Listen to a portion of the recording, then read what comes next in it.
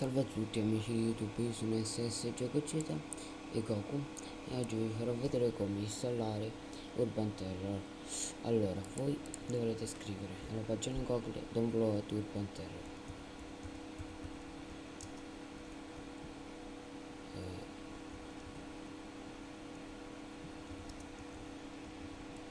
Una volta fatto questo, voi dovrete andare qui e fate Free Download e poi ricliccate e niente, vi volevo vedere solo come si installa questo gioco e che è molto bello ed è un gioco online come il video precedente di come installare Wizard 101. Ok, allora qui ho finito, arrivederci da